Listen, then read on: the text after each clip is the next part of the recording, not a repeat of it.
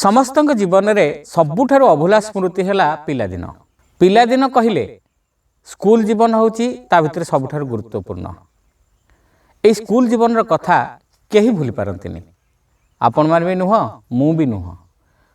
मो जीवन रे सेमती अनेक अभुला स्कूल स्मृति सब अच्छी जहाँ कि आपण मान साथ मु आज शेयर करुच्ची। 1982 मसीहार कथा। 82 मसीह मुझे हाई स्कूल पाद देली से मो बड़ बापा साहि रे बड़ बापा जी हे सी थे स्कूल पंडित। पंडित माने से समय विद्यालय सबुठारु भयंकर शिक्षक थे। साधारणतः समस्ते पंडित को डरुले कहीं पंडित शब्द रूप धातु रूप ये सब घोषा नौले। मो बड़ बापा भी से भिन्न नथिले। बड़ बापा बहुत रागी थे। शब्द रूप धातु रूप सामान्य भूल है माने पिला मन को पिटी पकाउथिले। आजिकल भले से समय स्कूल गुड़ी दंडमुक्त अंचल नथिला। आजिकल स्कूल कांथर लिखा जाइए दंडमुक्त अंचल जहाँफल कि पिला मन को सार माने मारिबार सुजोग भी नाही। किंतु से समय से नथिला। विभिन्न प्रकार माड़ दिया जाउथिला। उठ बस करा जाउथिला। बेत थिला प्रधान माड़र मुख्य साधन थिला बेत। आ उठ बस होउथिले मढ़ुआ संकुली पड़ुथिले चियार चौकी बसुथिले। किंतु यही सब जो माड़ गुड़िक थिला से समय जो दंड दि जाउथिला से दंड पछरे गोटे बड़ महत् उद्देश्य थिला। एगुड़िक थिला शारीरिक व्यायाम पिला मन को अभ्यास करेबा। दंड बाहन रे पिला मन को शारीरिक व्यायाम कराउथिले शिक्षक माने। एबे तो अमेरिका रे कथा हेलानी जे कान धरी उठ बस हेले बड़ बड़ रोग सब भल होची।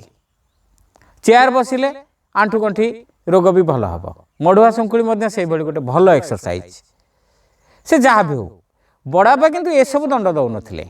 तांकर दंड थिला स्पेशल कलम पहाड़। आम स्कूल पाखरे थिला बिरा विस्तीर्ण कलम बण।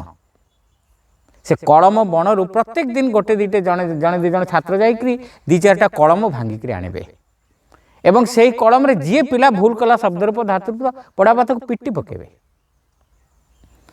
से दिन थाए लता शब्द घोषार कथा। लता शब्दटा बड़ कष्ट शब्द रूप। ता पूर्व दिन बड़ा बापा कही था समस्ते घोषिक आसब जी भूल कला से दंड पाइब। मु प्राणपणे घोषि पकई थाए लता शब्दटा को। से दिन मु निश्चित थाए आज मोर माड़ मो भाग्य ना। स्कूल आरंभ है बड़ा बापा आसिले क्लास भितर को मत कहले जा दीटा कलम भांगी आने। मु दौड़िली कलम भांगिया को। से दिन कलम जो क्यारी कलम जो माने बणटा होता से बण भितर बाड़ी साइजिया बाड़ी खोजु खोज मोर डेरी हो गला।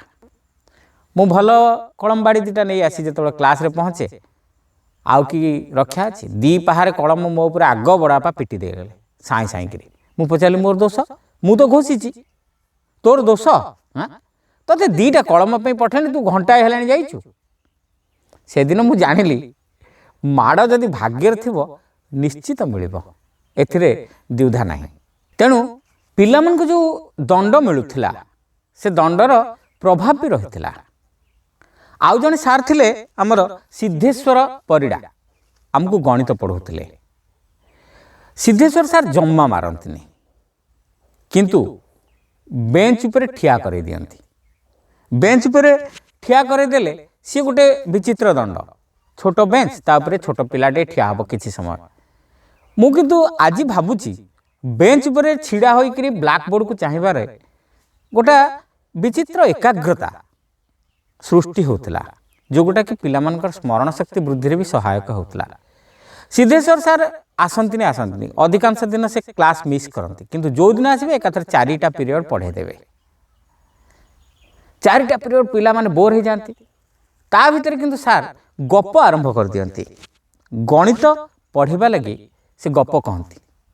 मझिरे मझिरे गप जरिया भी से गणित पढ़ौथिले।